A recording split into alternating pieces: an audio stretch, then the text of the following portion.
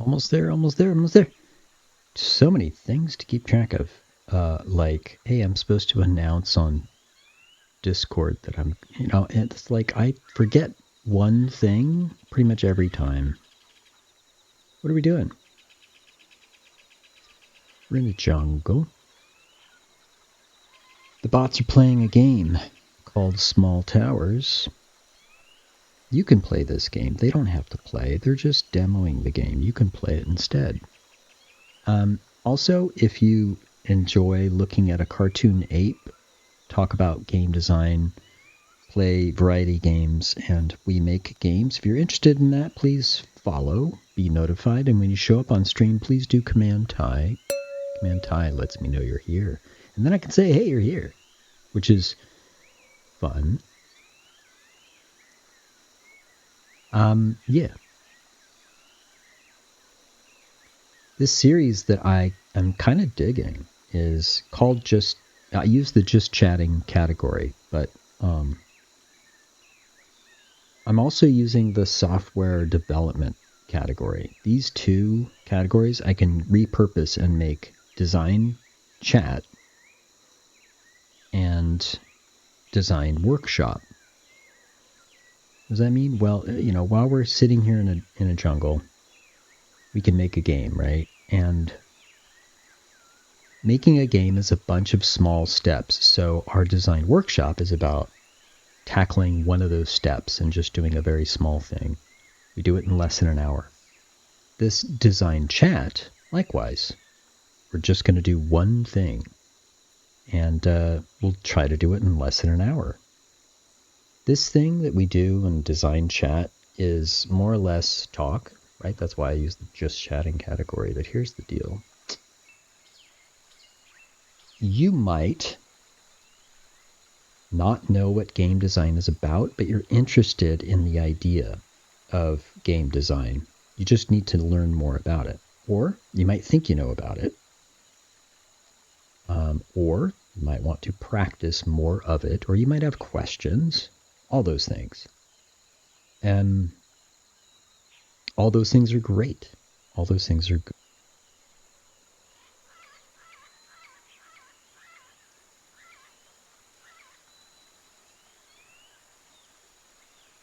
Check the sound. Okay, so design chat then becomes a way for us to talk plainly about what game design is and what it is not.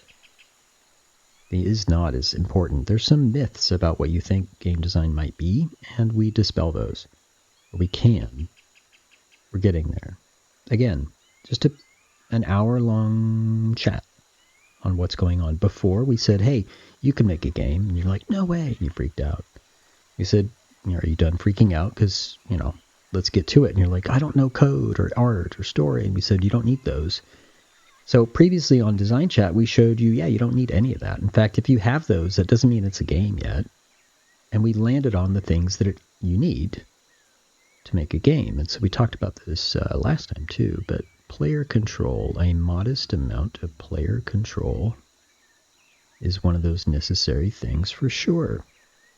If you have this, it doesn't mean it's a game yet, but you need it. Otherwise, it's not a game. How do you control that, right?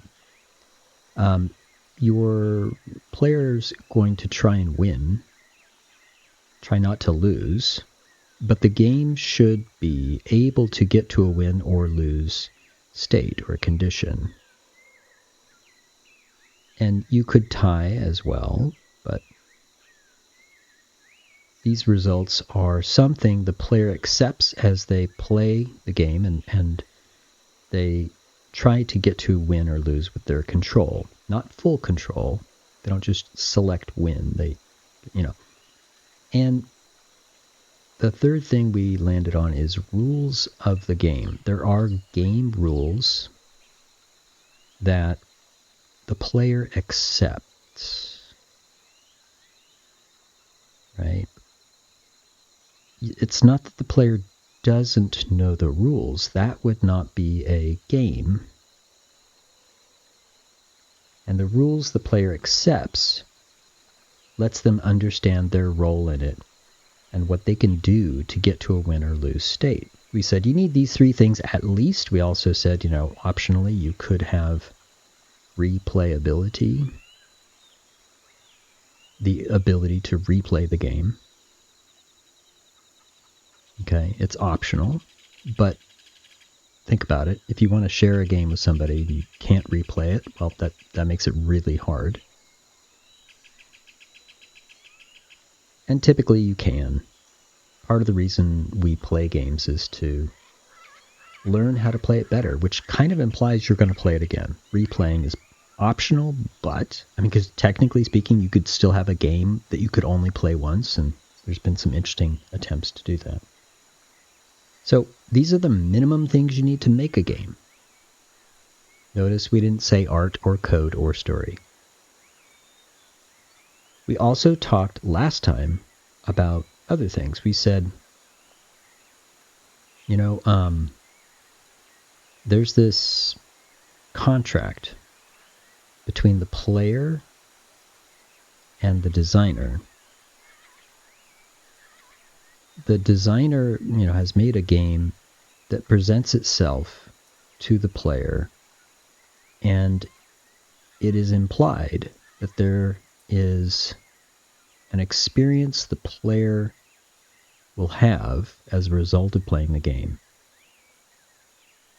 Literally, you play the game because it looks like you're going to be able to do this and that, and you're going to live in that world and solve that crime or beat up those guys or whatever. The contract is implicit, but it's part of the presentation of the game, and it's kind of a big necessary thing in order to get a player to start playing. And in order to get a player interested in playing the game in the first place. This includes like the title of the game. This includes like the box art or the Steam page. Anything where you're like, in terms of like a board game, like the box itself, right? This is, and you might like see other people playing a game and say, hey, what's that? This is still that, right? Because there's still a contract that says, hey, player, you play this game and you're going to have this experience. Player says, right on, that sounds great, I'm going to start playing.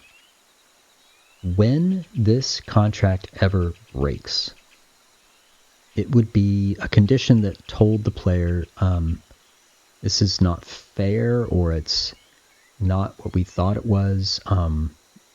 And typically it's because one of these 3 things is faltering. You cannot win, or your player controls are not working, or not what you thought they were. Perhaps the rules of the game have changed, and you're like, hold on, this is breaking the contract. I'm not able to have that experience you promised. It's an implied contract. But it's so severe that the player will actually disengage. And as we have mentioned in one of the things, we said, if there is no player, there is no game. The game doesn't exist until and unless there is a player. So this is one of a few things we've been touching on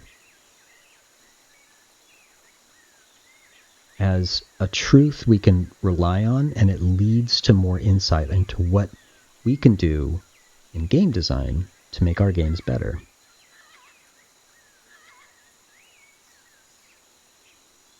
This idea that you could have a game set up, but without a player, it isn't a game yet. And once a player is sitting down to play it, then it becomes a game.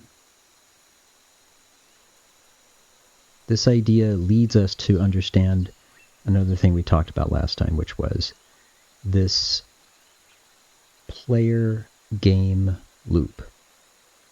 This kind of connection between the system of the game. This could even be just a set of rules in your board game or the rules of the game that you play for tic-tac-toe or poker or whatever. Whatever rules there are, this will make a system. The player engages with it, and there is then a connection such that from the player's brain, they make actions and decisions and control their role in the game. They do their control. This goes into the game system in some way. In the computer, it's literally like I press buttons.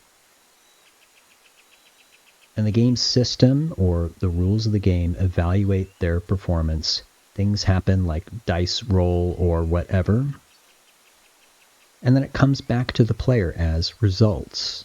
Right? Could be visual and audio like in a computer game, but it could also just be, hey, I passed go. I collected $200. You landed on my space, right? For a board game, this would be true.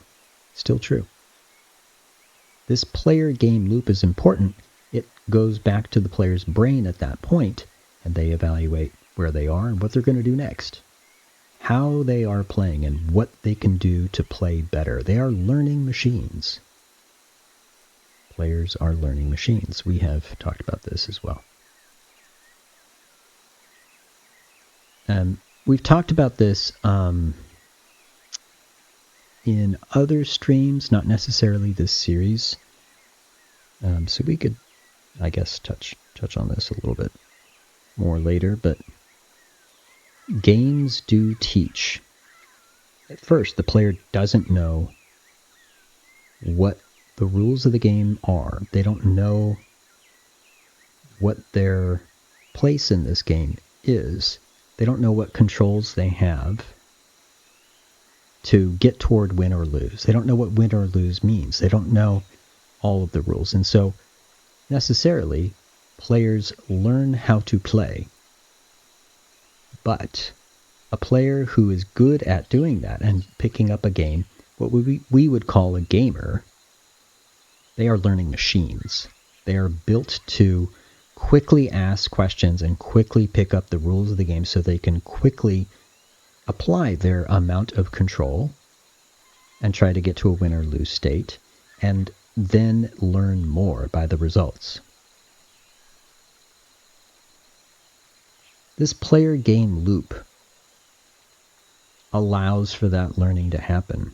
This player game loop implies that there are links in a chain that are all critical. I guess I'll call it critical links. The idea is, if the player doesn't understand what's going on, that's one of the links, that probably the most important link, that is gone. Excuse me. If their monitor shuts off, they can't see. If the rules of the game, if the computer just shuts off or something like that, you could see any one of these links in this loop breaking, and then the whole loop is broken. This would be the same as if they weren't playing at all. Each of these links in a player game loop is critical, from the player's brain to their controls on their hand on the controls, at the input into the system that evaluates the rules, back out through the monitor, the sound, to their brain. Any one of those links could break, and suddenly there's kind of a detachment from the player to the game. This contract is broken, not necessarily broken, I guess, but the player game loop is critical just to keep the player engaged with it, just like the contract asks them to be engaged in the first place. And without the player, there is no game. So suddenly, the game is broken. So we're learning things about what it is that's important for our designs when we want to make a game. Knowing the critical components of a game are good. Knowing how it kind of works with a player is pretty good. What we're saying now is we can talk about how the player is learning, how the player sees their role in the game, right? Because this could be insight into making sure they're interested to play in the first place. It could be insight into keeping them interested and keeping this loop from breaking, along with making sure that these minimum pieces of the game exist. We can think about how a player sees themselves, how they approach a game, and critically, how they learn. When I say players are learning machines, I am talking about them learning the rules of the game.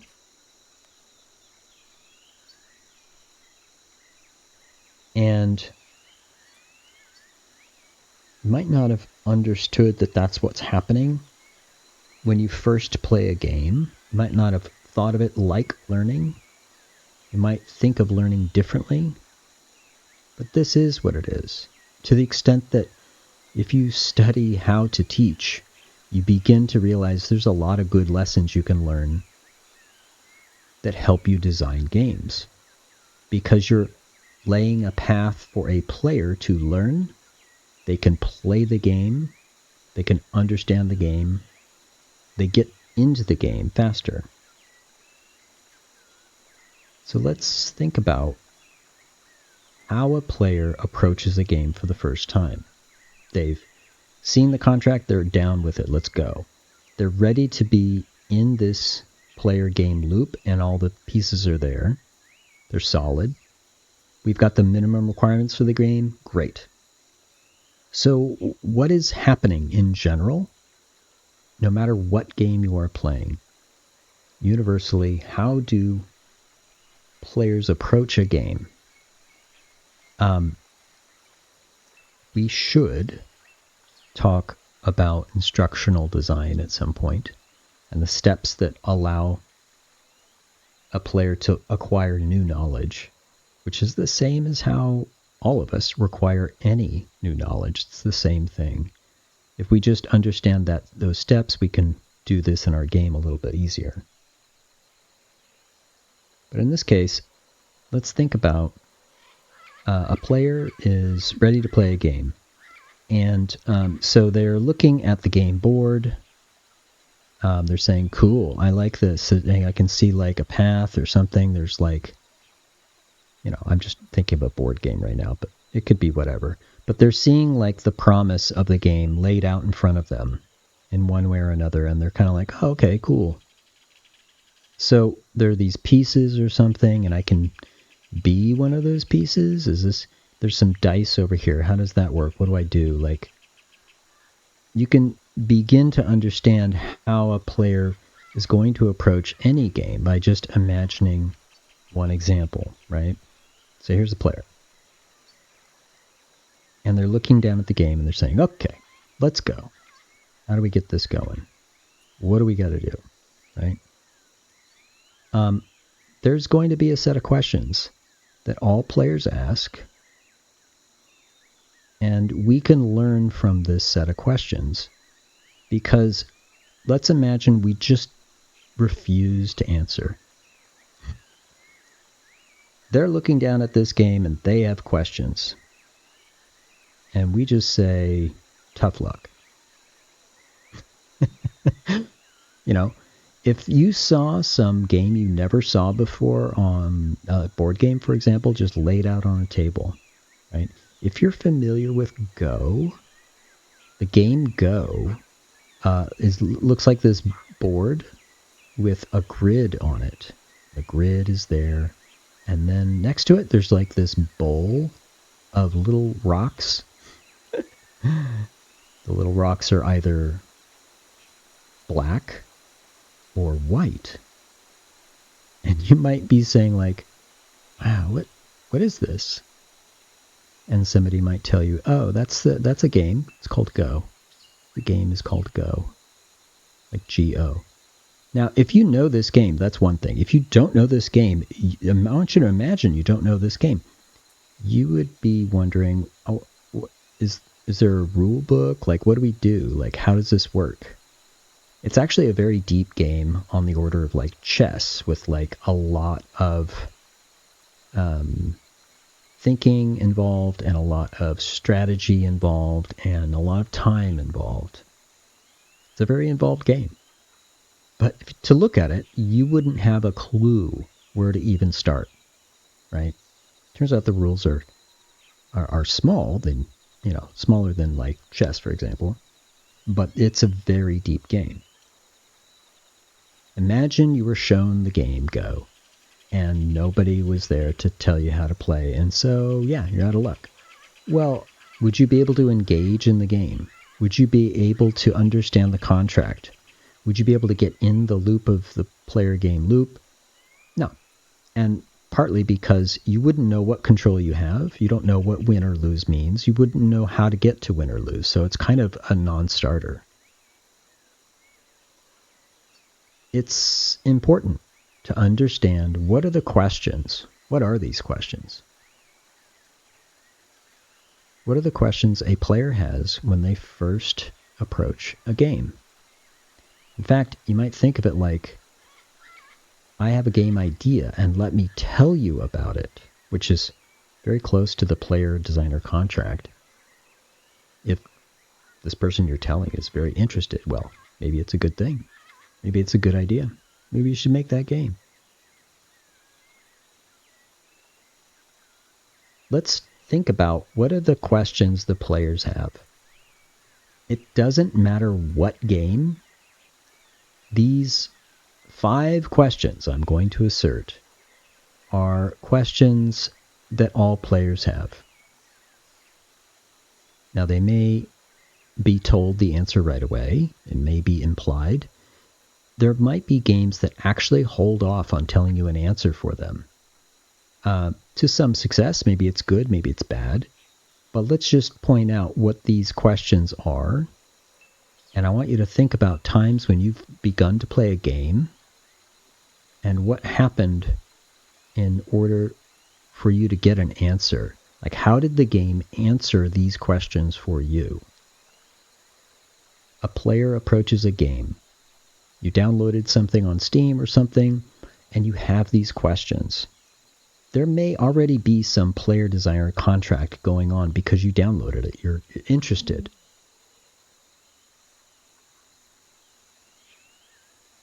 You started it up, so technically you're in the player game loop. And yet you still have some of these questions. And it's the game's job to start answering them. And I say that because, as if you had no idea how to play, if there are questions for which you get no answer, it begins to erode your ability to play, begins to erode your ability to stay in the player game loop. You might even break out of that loop. You might get frustrated enough to say, whatever. I'll never figure out what win condition is. I'll never figure out what my controls are. I'm out. So let's look at this. I assert there's 5. One of the first questions has to be, who am I? This is a question that players ask. And in the case of a board game, like Monopoly, the answer is, hey, you get to choose which is your token. And then that is your token. You are now, the little race car, or the little dog, or the shoe, or the iron, or something. You are this piece. In other board games, it's just a piece of plastic, and it's the color. So you are red or you are purple. In the case of chess or Go, you are one of 2 players. So you might pick black or white. Who am I? Is, in a game world, like the video game world, which player character am I? Right? And I want you to consider that these questions aren't just reserved for games. Books and movies have the same audience questions. It's just you're not engaged in an interaction with the system. You're just passively watching. But you still ask the question, who am I following? Who am I pretending to be? Who am I living vicariously through? It's usually the protagonist, the main character, right? The hero. Who am I is one of the first questions, but followed quickly by where am I? And again, we don't know which order these questions might be answered in, but these are important questions that all players ask. In the case of a board game, it's literally like this is your entire game world. In the case of Go, this is the entire game world. This is where all of your play exists. This is where you could win or lose. This is where all the rules of the game run things, right? This is where all the rules of the game apply. It's this game world. In the case of a movie or a modern video game, the game world could be a vast mountainscape with snow like Skyrim. This could be an underground dungeon, or the high seas where you are a pirate, etc. Where am I might change throughout the game. But it's a critical thing. If it were abstract and you couldn't even tell where you are, maybe not specifically, right, because this could be a fantasy land, but in the case of like Portal, when we played that, we were in some facility, but we had no idea what was going on. We had some idea later that we were underground, but that came very late. The details of where we are came very late. The specifics of where we are were pretty much obvious. We're in some sort of sterile test lab. Who am I? If that were withheld for too long, we would really begin to wonder, but even that was told in Portal right away. We saw ourselves. What am I trying to do? Okay. And I'm saying these questions in a very particular way. This question is the objective of the game. They are asking what's the objective of the game, but they're saying it in terms of them. What am I trying to do? In this case, the game must give you an answer. Imagine a game where you don't know what you're supposed to do. Imagine a game with no objective at all. Is it a game? Would you treat it as a game? I guess the more important question is, would you treat it as a game? Because it might just be a toy, frankly. But could you treat it as a game? Well, you would have to actually give yourself something to do. As in Minecraft. Otherwise, yeah, you read the back of the box on a board game, and it's one of the first things it tells you. It says the objective of the game is, right? Monopoly is eliminate all the other players, take all their money. In chess, it is to capture the opponent king.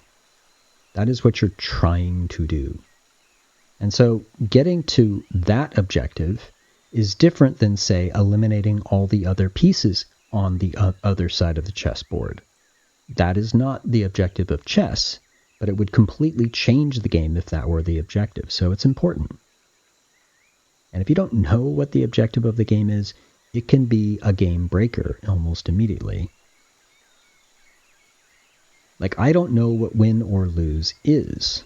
That speaks to the what am I trying to do answer. If you don't get that answer, yeah, you can't really play. It's not a game yet.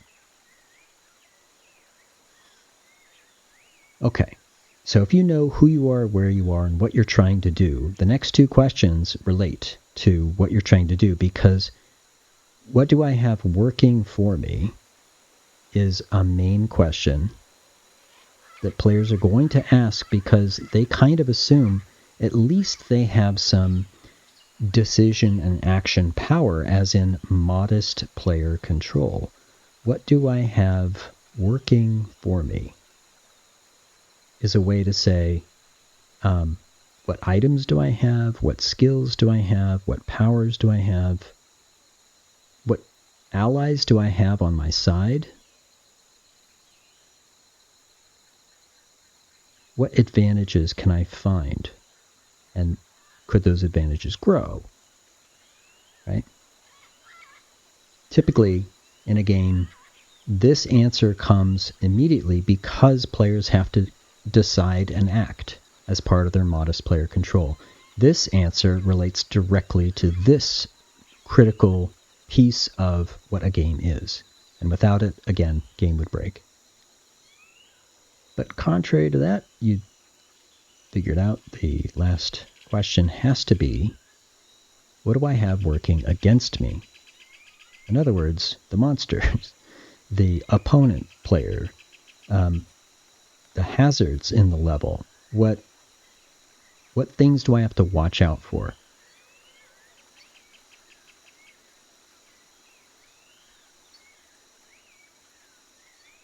I guess not have. What is? Let's do this. What is working against me? Yeah. Because in different games, the challenge comes from different places. And so this question has to come up because, the learning player is trying to figure out the answers that are going to get them in place to perform a modest amount of player control, given rules of the game include something working against. So this is a critical question too. These 5 questions, in fact, must be answered in some form at some point during the course of learning how to play this game. And you'll notice when you look at games that you enjoy or some new game you're playing that the player designer contract, the initial way to entice you to play, may begin to answer these questions immediately. Play this game called Pirate Raider, where you are a pirate and you are going to raid other ships and get loot. Hey, suddenly I know where I am. I'm on a boat. I'm a pirate. I'm going to get a bunch of loot. You could keep going and say, I probably have cannons on my ship, and I could, swing a sword. What's working against me? I'll bet those people don't want me to take their loot. In fact, these questions start to answer themselves, right? It's a nice way to present the player designer contract and get people to start playing by easily laying out an obvious set of things that could answer these questions. But then let's look at Go, and here's this Go board and these pieces in a bowl, and you're like, what? Who am I? I mean, you might guess I'm one of the 2 colors. Where am I? I guess it's on the board, but what am I trying to do? I have no idea. What do I have working for me? I guess the pieces, but I don't even know what to do with that. And so the working for me is still an open question. What's working against me? Again, I don't know how these work, so I'm lost. This would be a non-starter until you are learning, until you get instructions and answers to these questions. In a brand new game that you just downloaded, if you had questions about this stuff and it was just a mystery, who are you exactly is not directly told to you. It's held off for a while. It's going to gnaw at you. You may actually be given answers to the other questions, but there's something wrong. It might be an intriguing thing that keeps you playing, or it might be a frustrating thing that keeps you from playing. If you don't know where you are, right? And I'm not saying like you understand where in the world this is supposed to be set, but literally if the landscape you're working in is totally confusing, right? Let's imagine this Go board is not there, like this grid is just not there. Then you really don't know what to do with these things at all. Let's imagine you're in a dungeon, but like suddenly it's up in the sky and you don't know what's going on. Is it breaking your game loop if these answers start to be defied or just withheld entirely. What's working against me? You don't know, but you're just dying randomly. That I would call that a terrible game. I would not want to play it. After I realized that, I would say, there's no way I can avoid the lose. The rule apparently includes something working against me that I don't even know what it is. I don't know what to do about it. If instead you look at these questions as important things to touch on, just like the 3 necessary components that make up a game, if you look at these 5 questions in the same way you look at the player designer contract and the player game loop to see, well, these are necessary pieces in my game design, then you begin to understand that if the game you're working on is having problems with players, play testers are telling you, I'm not into playing, or I can't get into it, or I don't understand it. These questions, looking at how your game is answering these questions may give you further insight into how to fix it. Players are learning machines, and immediately they will ask these 5 questions of any new game. Hey, you want to play this new game? I bet you the next person you ask that question to, they will ask one of these questions. The very first thing they'll say, how do you play? Is typically how it's shorthanded, but it's typically folded into what am I trying to do? By the way, the fancy word for this is affordance. Like what is working for me? What do I have working in my favor? Affordances. What's working against me? It could be enemies or hazards or anything. What am I trying to do? If I say, how do you play? It is a summary of all these things. And imagine I told you how to play, but I left one of these out.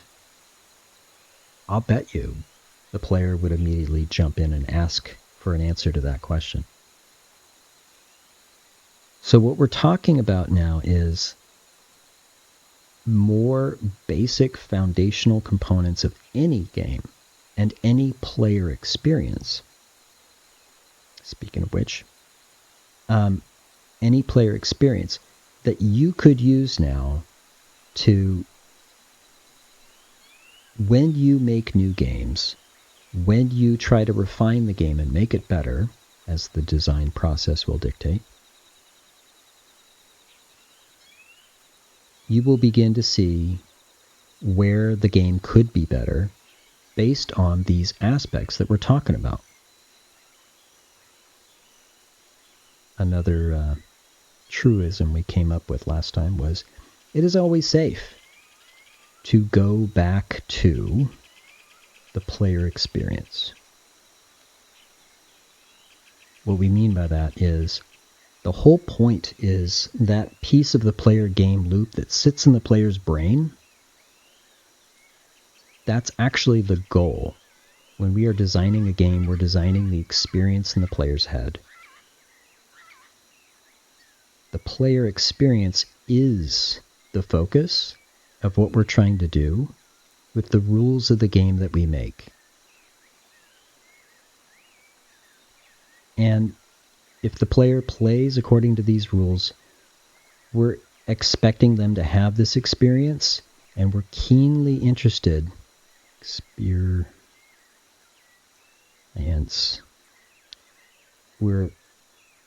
keenly interested in improving their experience by tweaking the rules. And in a very real way, when you're stuck and you're trying to figure out what's wrong with this game design, what could I do? The players aren't getting it, or they're not getting to the end, or they're really rating this low. This is just not fun for them. It's always safe to go back to the player experience, meaning it is to your benefit to assume nothing, but to look closely at the player experience first and foremost. Whether we're talking about level design or narrative design, code, or any other part of the rule set, the player's experience leads to their player control, their understanding the rules of the game, and their motivation to get toward a win state, their motivation to play again. The player's experience begins with this player contract, and it maintains the player game loop, even when lots of things fail. Imagine you probably played a game where at some point the lights went out or something, and all you could do is hear things, but you couldn't see anything. It was too dark to see. Or a grenade went off near your player character's body, and suddenly you get a ringing in your ear and you can't hear other things. The sound was taken away. So isn't that breaking the player game loop? Yes, and it would normally, except the player is aware of these things happening that is falling within the rules of the game and they have accepted, and therefore they are accepting that deficit as well. They're accepting this weakening of one of the links in the chain such that they're overcoming it. That ringing in their ear is appropriate for the flash or the grenade that went off, and therefore they're going with it. They're actually more immersed. The turning out the lights is now a challenge, not a game-breaking condition.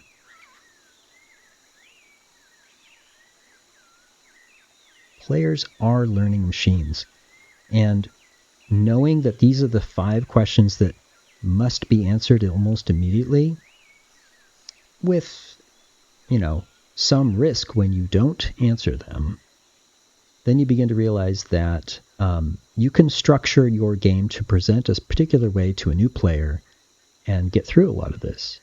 Now I challenge you to actually look at some games that are easy to play. Plants vs. Zombies is an excellent example. Plants vs. Zombies was designed by someone who was keenly interested in making sure everyone could get into the game, get the player designer contract, and immediately attach themselves in the player game loop, have all of these questions answered, have all understanding about the rules of the game, their controls, and the win and lose state, and especially what they're trying to do, such that when new challenges came up and new progression of their skills came up, it was so gradual that it eventually got really crazy, but it could be done by anyone, including the designer's mom. It was literally his goal. Could he get his mom to play? She doesn't play games. In other words, this Plants vs. Zombies designer, George Fan, was demonstrating one of the best examples of how to onboard a new player. It's a really good example of it. And now that we're thinking about this in design chat, you can see, well, Plants vs. Zombies has these elements. The player designer contract is hilarious because it's actually in the title, Plants versus Zombies. Like, I kind of get what is working for me and what is working against me. As soon as I realize I'm not the zombie, I know what I'm trying to do, right? And from the very first level, I realize, oh, this is my front lawn. That's where I am, and this is who I am. I'm the owner of the house. I'm planting. I'm a gardener.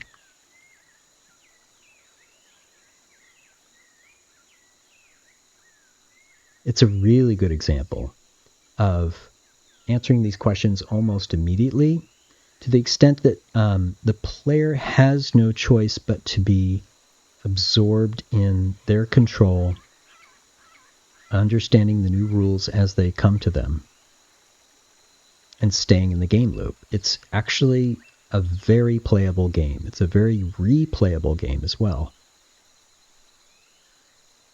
Really good design for such a simple game.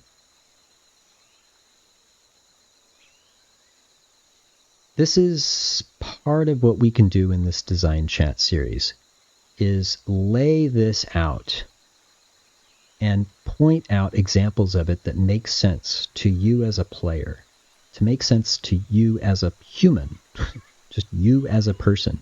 Do you see how this is matching your experience with games as a player? If so, then you can see how your experience as a player is helping you be a designer as well. I mean, we are also learning, right? We are also being learning machines. And in the process of making a game that players could be enticed to play, we are able to check these elements that we're outlining here and see how healthy our game design is. We are always going to be looking for improvement, and later we'll talk about the design process. It's a never-ending loop of improvement based on what the player needs.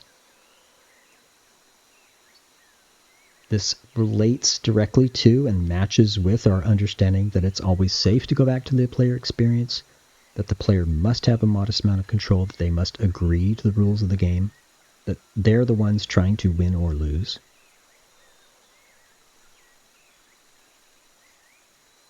We will learn that design, whether it's games or interior design, graphic design, narrative design, architectural design, doesn't matter what kind of design, all design follows the same technique. You understand who your audience is to the extent that you understand what they need. What they need is the focus, which matches our understanding that it's always safe to go back to the player experience. What the player experience needs, in our case, is where we find all our opportunities. And the design process, it doesn't matter what you're designing, will follow the same technique, a never-ending loop of improvement, where we look for more and more improvement. We'll talk about that next time, I think.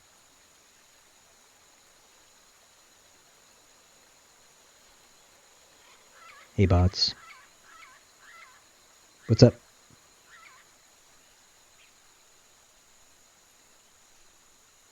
They've upgraded the archers. The archers are letting fly flaming arrows. Interesting. We've got 10 minutes. We haven't gone to an hour yet.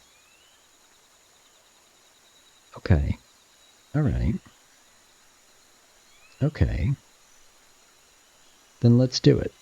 This can also be an introduction to the design process. I just talked about it. The design process. This is a technique.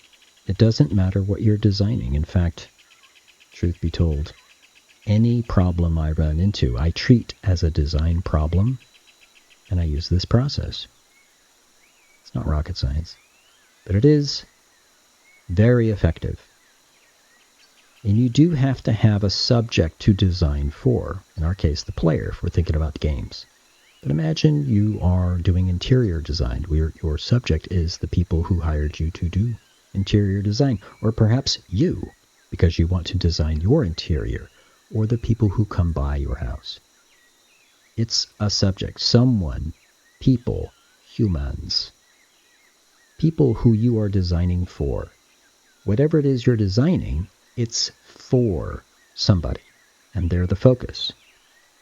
So step one in the design process literally comes from that. It comes from our understanding of who we're designing for, because we need to understand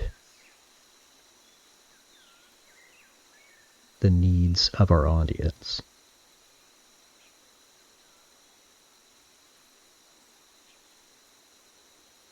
Of our subject, okay, needs of the subject, I'll say. Yeah. The subject of design. How do I say this? The person. There we go. Whoever the person is. In our case, we think about the player. And of course, we want to, release our games to lots of players, but let's just think about one person, right? Because each player has their own experience, right? It's true for any form of design. Pardon me. I'm going to move this over because I forgot a word. Pardon me. Understanding the needs, meaning that there are needs and we should understand them. That's what I'm talking about. To the extent that we have a subject, a person, cool, great, and we would like to design for them, okay, I'm all on board with this, then the needs become a list of important targets we need to try and address. Because the next step is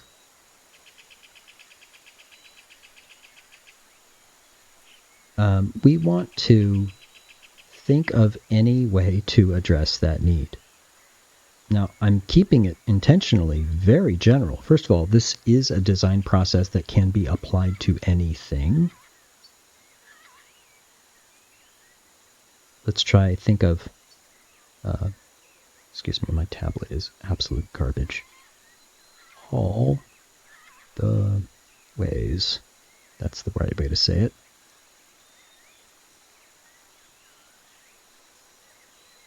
to address the need. Meaning, I'm going to meet that need. Maybe it's a problem that needs to be solved. Maybe it's something that just needs to be there and it's not there yet. Maybe it's something that's there, but it could be improved. We could call it a need, and then suddenly we want to address that need. And we would focus on just one at a time. We would understand that there's a group of needs together. In fact, we would probably identify all the needs and prioritize them. It's part of the brainstorming process. And so is this, because step 3 is, if we've thought of all these different ways we could address the need, right, we probably have a big list. Maybe some of the ways that we would address the need are kind of crazy. Goofball, fantasy even. That's fine. In fact, all ideas are good. But now in step 3, we're actually going to prioritize those ways. Prioritize. Oh, this tablet is really going to drive me crazy.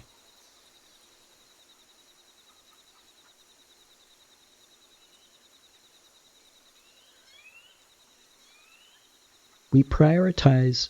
Oh, I did not spell that correctly. Let me do this again.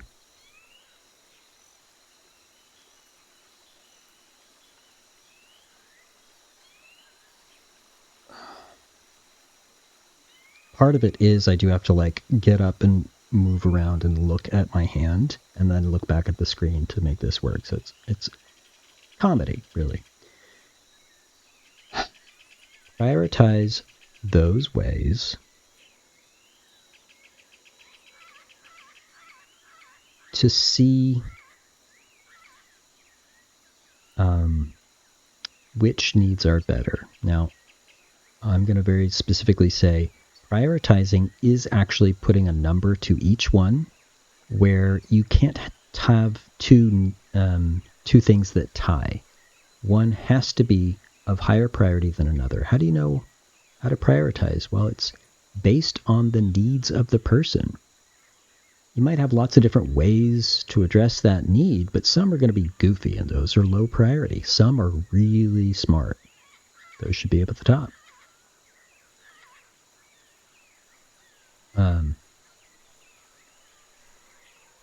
I'll just say better, because what it means to have a better idea or a better way to address the need can be different. In fact, you can perform a brainstorming process just to find out what are the qualities we're looking for? What does it mean to have a better idea?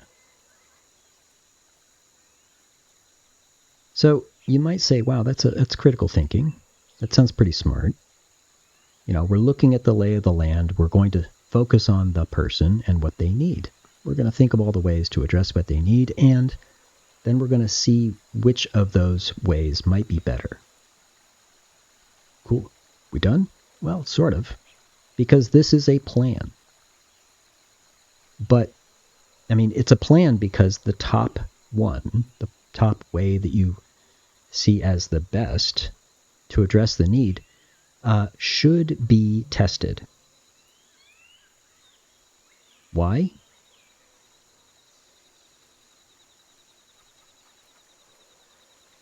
I swear this tablet.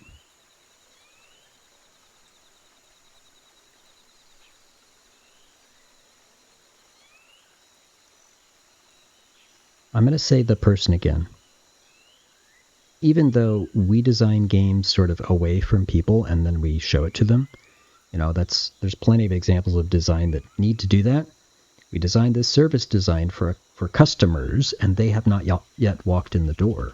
Yeah, it happens all the time. But there is still a way to bring in people to test.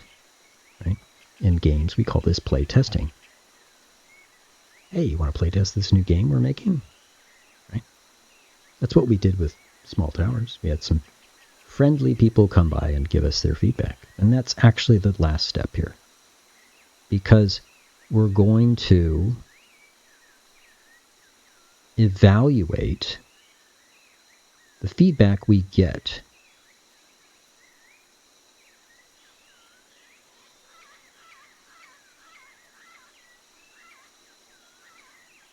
From the test. And this feedback could come directly from the people. Wow, that was terrible. I didn't have any control. Well, that would be a very direct way to get a critical piece of feedback about your game.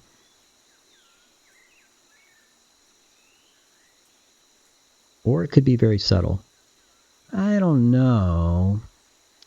I guess I'm into it. That would be terrible feedback. I'd stress about that. I'd try to figure out, what do you mean, right? Evaluate the feedback from the test. And this could also be like, okay, they played the game and we got this data, just like I get the data from the bots when we nerd out on that. Whatever the test was, in our case with games, it's playtesting, but we test our ideas. This is literally science. Devising what the test was so that we can get good feedback is one of the hardest pieces of science. And we do the same thing in design. But think of it this way. If we know who we're designing for and what they need, and we thought of all these different ways to address that need, we prioritize to find the best way to address that need, and then we test it out, and the person says, wow, that really was addressing my need. Thank you. Well, first of all, I would still freak out, but that would be pretty good feedback as opposed to, I don't know, I still have this problem. I still have this need. In fact, this is great, but you know what? I also have this other need that isn't addressed yet. That could also be evaluated from the test you did. It could be that it was a great idea. It worked out really well for them, but now there's a new need you hadn't seen yet. And it's revealed now that you've tested your best idea so far. So far, you see. The design process is a cycle. Because step 6 is literally repeat. We now have some, data. We have some insight based on our best idea of how to address a need we think we know that the person has. We now have a test and the feedback from that we've evaluated, which is giving us insight to how this design could be better. The design process, no matter what you're designing, works the same way. You do need to know who your audience is. You need to know what they need. You might just ask them, might do a whole bunch of research and ask them. You come up with all the different ways you could address that need. That's the first half of a brainstorming process, and we will talk about that again later. The second half of a brainstorming process, you may not realize, is the prioritization, because if you don't, you just have a bunch of ideas. You don't know which to focus on.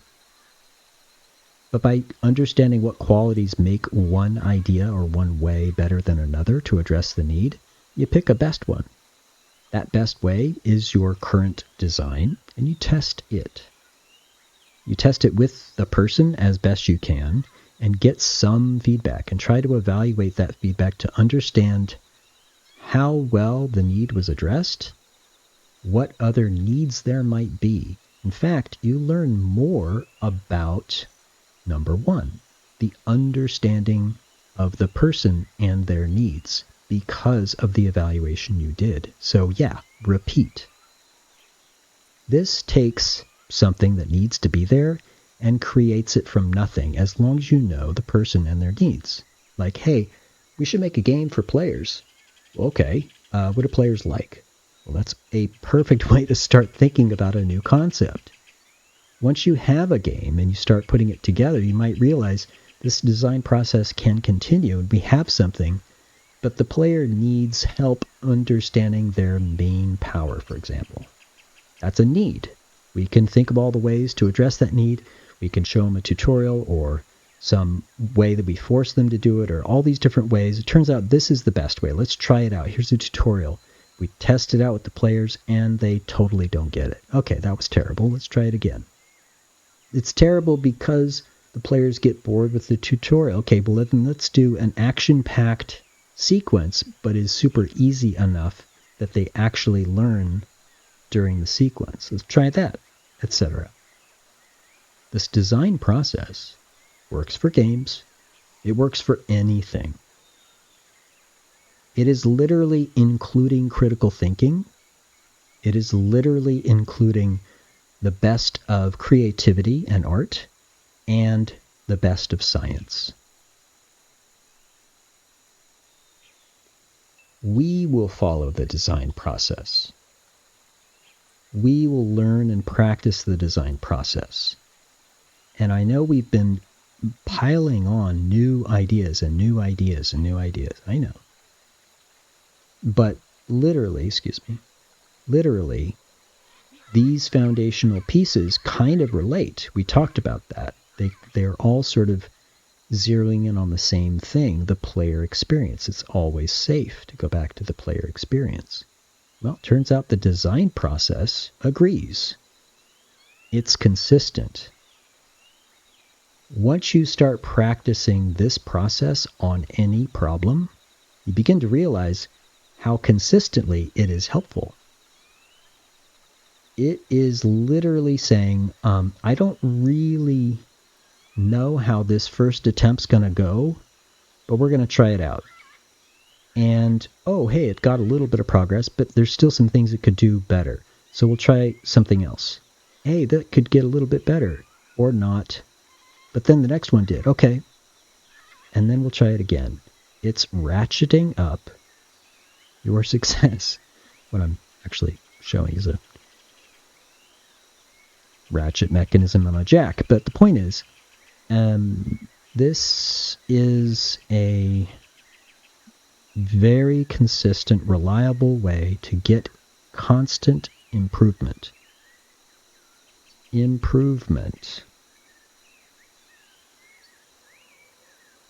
Where you might come from nothing, or you might already have something, but you can always improve. And these steps allow you to get there. If you skip some of these steps, it can be very difficult to get progress and improvement. But if you follow these steps, it's almost impossible not to have improvement. And think about that. Oh, I can't draw. Well, if you draw a little bit and you see this process as a way to help you improve in it, you will get better at that. You will get better at code. You will get better at writing story. You'll be getting better at making games. Even though I told you you don't need art, code, or story to make a game. That's true. I am saying that there's a process that we will follow that helps us improve no matter what we're trying to do, called the design process. By the way, I already put this design process on my About page on Twitch. If you just scroll down below, you'll see it. Hey, bots, what's going on? Again. Fireballs, they say. Cool. Well, I'm interested in the stats, like a nerd always is. Tell me all about the stats. The average match time is just over 5.5 minutes. Longest match, 13, okay.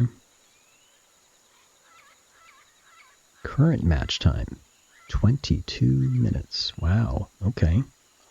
That's why you've got upgrades on the archers and stuff. Okay, I hear ya. Cool. I'm a nerd. Yeah, I think it's important to point out that this cartoon ape in a jungle is a nerd. Yes. That this cartoon ape in a jungle makes games more often than I play games. Yeah. I mean, we're making an effort during the holidays to like play a bunch of variety games, so we are gaming a little more. But promoting the best practices of game design is kind of the main focus of this channel.